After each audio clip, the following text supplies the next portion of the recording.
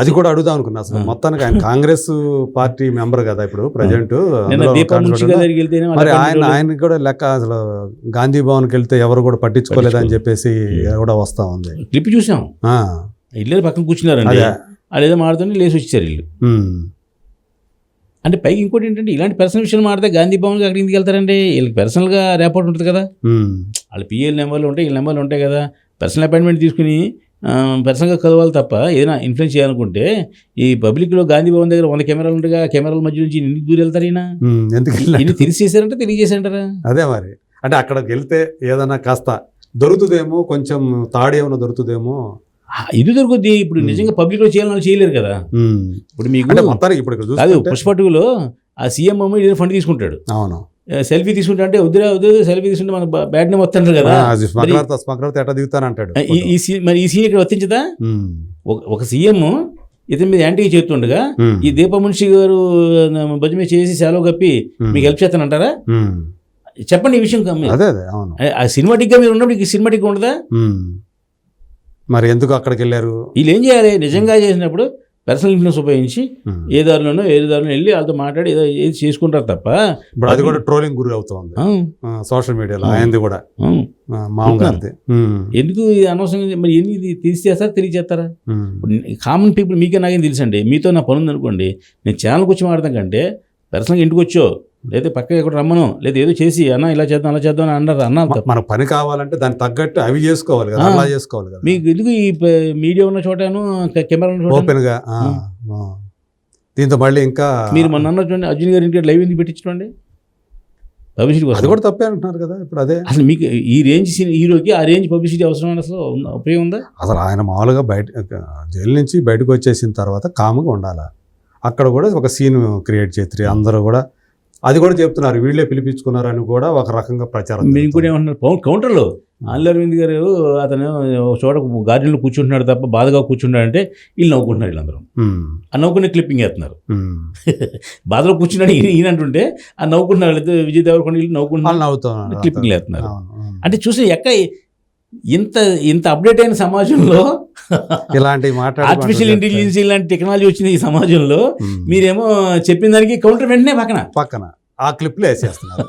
ఆయన జైలు నుంచి వచ్చిన తర్వాత ఎంత హ్యాపీగా ఉన్నాడు, సంతోషంగా నవ్వుతా మొత్తం కాఫీ తాగుతూ వాటేసుకుంటూ. పైగా ఆయన డ్రెస్సుల దగ్గర నుంచి అందరూ కూడా ప్రశ్నిస్తున్నారు. ఎంత ఎవడన్నా మిగతా వాళ్ళకి అందరూ ఇప్పుడు చిరంజీవి గారు మెగాస్టార్ అంటారు, ఆ ట్యాగ్ ఉంది. ఆయన ఏమన్నా మెగాస్టార్ అని పెట్టుకొని తిరుగుతాడా షర్ట్కి? లేకపోతే పవర్ స్టార్ ఉన్నాడు, పవర్ స్టార్ పెట్టుకొని తిరుగుతాడా? సూపర్ స్టార్ ఉంది మహేష్ బాబు, సూపర్ స్టార్ అని పెట్టుకొని తిరుగుతాడా? ఈయన ఐకాన్ స్టార్ అని పెట్టుకొని అంటే ఏం చెప్తున్నాడు? నేను ఐకాన్ స్టార్ని నన్ను టచ్ చేస్తారని చెప్తున్నాడు అన్నట్టుగా. ఇప్పుడు ఈ అందరికి కారణం ఏంటంటే వీళ్ళకి పక్కన కింగ్ మేకర్స్ ఉంటారండి. కింగ్లు కదా, పక్కన మేకర్స్ ఉంటారు. ప్రతి చిన్నది అడ్వైస్ ఇస్తుంటారు వాళ్ళు. బాబు మీరు ఇలా మాట్లాడండి, బాబు అలా మాట్లాడండి అని చెప్తుంటారు కదా. వాళ్ళు చేసే తప్పులండి ప్రతి.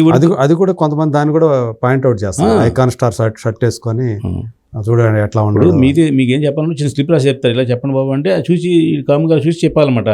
ఇవన్నీ పబ్లిక్లో వీళ్ళు ఇతన్ని తప్పుదారి పడుతున్నారండి అందరం.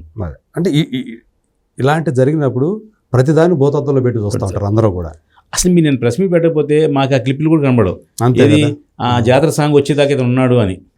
నేను ఇంకోటి పెట్టాడు, ఏది తిరుపతిలో ఈ జాతర సాంగ్లో ఎప్పుడు కూడా మగవాళ్ళు ఆడవాళ్ళు డ్రెస్ వేసుకుని డ్యాన్స్ చేస్తారు తప్ప దొంగలు రౌడీలు ఇలాగా లేడీ డ్రెస్ చేసుకుని రారు అక్కడికి. సినిమాటిక్గా అది పెట్టి ఇన్సల్ట్ చేశారు మా జాతర అంటున్నారు వాళ్ళు. సంబంధం ఉందా అసలు? అది సినిమాటిక్ మీకు తెలుసు కదా. అదే సినిమా అది రౌడీలు వచ్చారు వాళ్ళు, నిజంగా వాళ్ళు ఆ జాతరని పాడు చేయాలని ఉద్దేశంతో వచ్చారు వాళ్ళు. అలా జరగదు, నిజంగా జరగదండి. చిత్తూరు జిల్లాలో జరగదు అలాగా చెప్తున్నారు.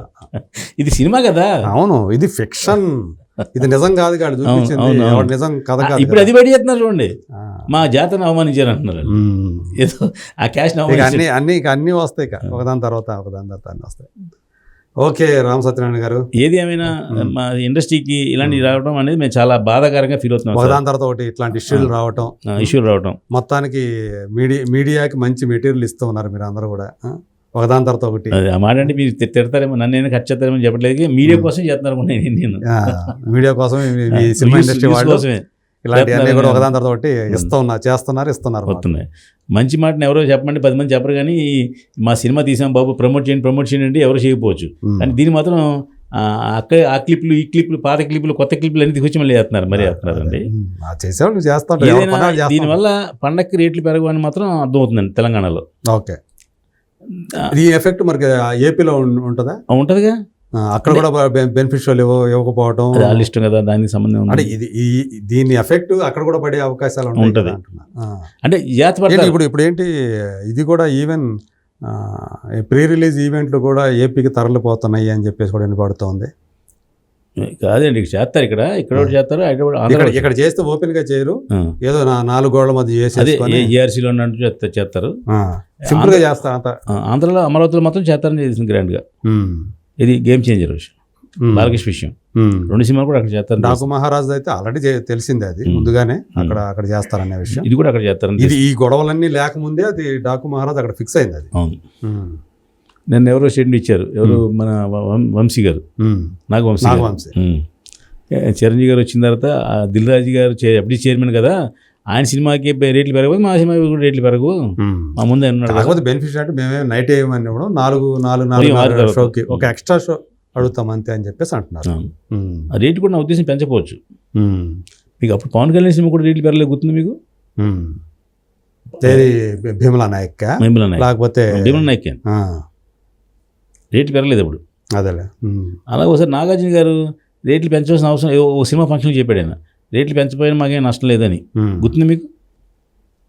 అసలు మామూలుగానే ఉండి చాలు, ఎందుకు అనవసరంగా పెంచటాలు, ఎందుకు లేనిపోని అన్ని ఇచ్చేసుకోవడం, అంటే ఎందుకు ఎంతసేపు జనాలు డబ్బులు దోచుకోవాలి అనేది. బెనిఫిట్ షోలు ఎంతగా మనం చాలా విషయం మాట్లాడుకుని మళ్ళీ చెప్పడం వేస్ట్, కానీ బెనిఫిట్ షోస్ అనేవి మాత్రం ఫ్యాన్స్ కోసం వేయాలి తప్ప డిస్ట్రిబ్యూటర్ కోసం, ప్రొడ్యూసర్ కోసం వేయడం కరెక్ట్ కాదు. వ్యాపారం కోసం వేయడం కరెక్ట్ కాదు. దానివల్ల సినిమా కిల్ అవుద్దండి.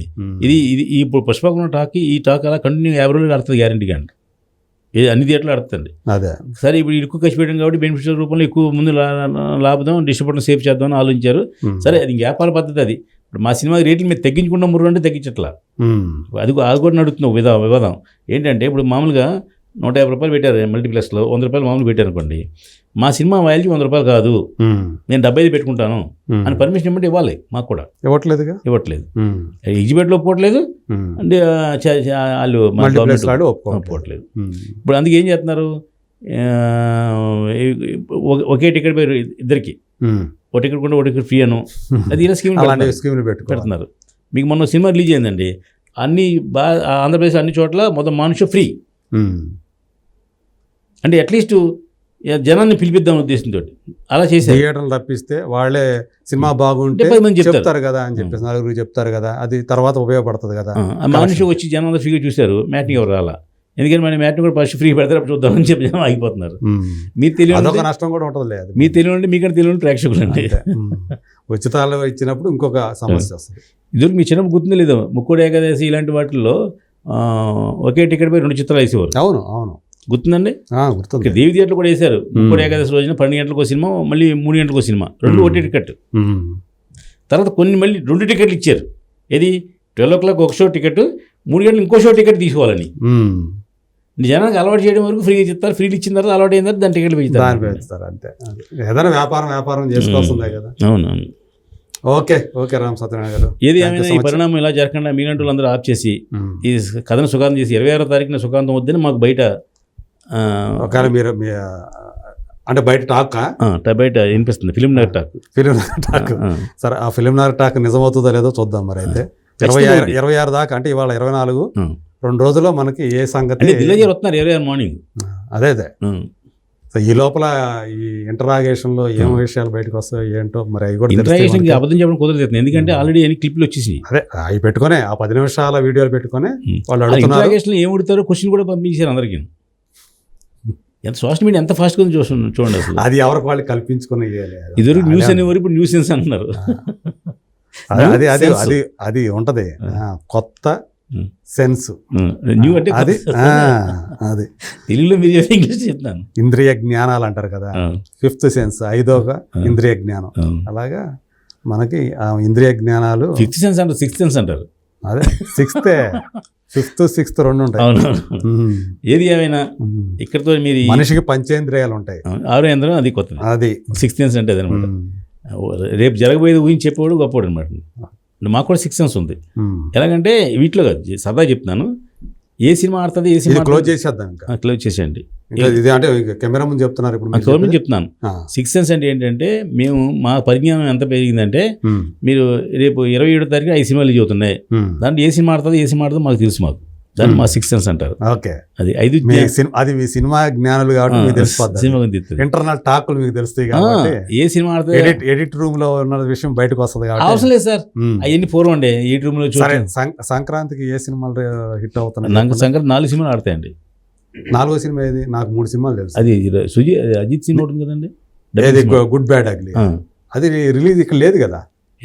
రిలీజ్ ఎందుకు లేదు? ఉంది. రాబిన్ హుడ్ సంగతి వస్తుందా రావట్లేదా నితిన్ది? అది రాబిన్ హుడ్ అది వేసి రాకపోవచ్చు. ఓకే, అది ఎవరికి వెళ్తారండి. అది అజిత్ సినిమా ఉందా?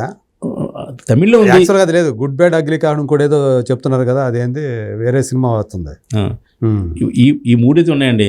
ఈ 3 తెలుగు సినిమాలు అయితే 3 ఉన్నాయి. 3 దిల్లాజీ చేతన నైజాంలో 3 హిట్ అవుతాయి అంట. డెఫినెట్ హిట్ అవుతాయి. లాస్ట్ ఇయర్ పండుగ కూడా మీ 4 సినిమాలు హిట్ అని గుర్తుంటారు. ఈ 3 హిట్ అవుతాయి. ఈ 3 విన్నర్ ఎవరు?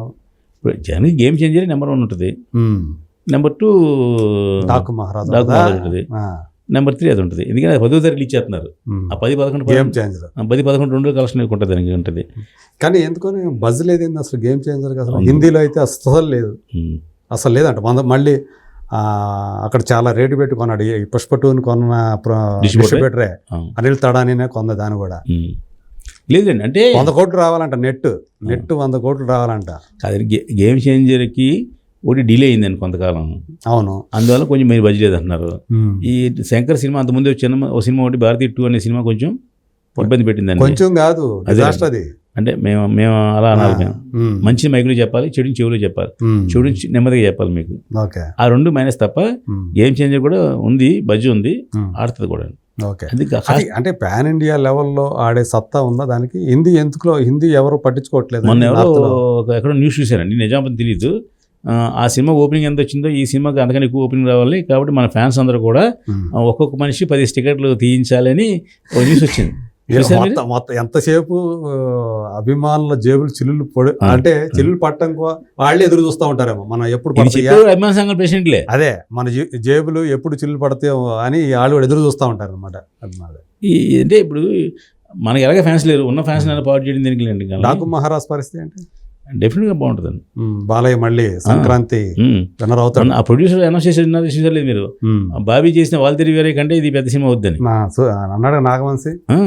ఫీల్ అయినా చిరంజీవి అభిమాని ఫీల్ అయినా పర్వాలేదు అంటే ఓట్లేండి. అతను చెప్పింది తప్పుగా కాదు, బాబీ సినిమా అంతకంటే పెద్ద వద్దని. అవును, అది ఇప్పుడు మనం కూడా ఏంటి, మీ సినిమా మీద మీ సినిమా ఎక్కువ హిట్ అవుద్దని అనుకుంటారు, తప్పేం లేదు. కానీ అంటే చిరంజీవి అభిమాని అయినా ఫీల్ అవుతారేమో ఆ మాట అతను చెప్పేసట్టు. అదే అదే ఫీల్ అయినా సరే చెప్తున్నా. నాగవంశీ గారు ఎప్పుడు పెద్దగా మాట్లాడేవాడు కదా ఆయన. అవును, అవునా? కామ్గోయి ఆయన పని 5 సంవత్సరాల క్రితం వరకు ఏం మాట్లాడాడు. మొన్న ఆ సినిమా గురించి నుంచి కొంచెం లైమ్ లైట్ లో మాట్లాడుతున్నారండి. అదే ఓపెన్ గా మాట్లాడేస్తున్నాడు. అది మీడియా జోలికి వచ్చేవాడు కదా అంతకుముందు, ఇప్పుడు మీడియా జోలికి వస్తున్నారు. Okay, right, thank you so much. Thank you sir. మొత్తానికి మేము ఎదురు చూస్తాం 26వ తేదీ ఏం జరుగుతుంది ఏంటంటే. డెఫినెట్గా పాజిటివ్ జరుగుద్ది.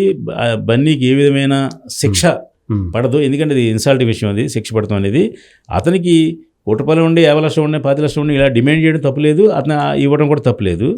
మొన్న ఏదో తీర్మానమాలన్న దీంట్లో 10% ఇవ్వాలని ఏదో అతను స్టేట్మెంట్ ఇచ్చాడు.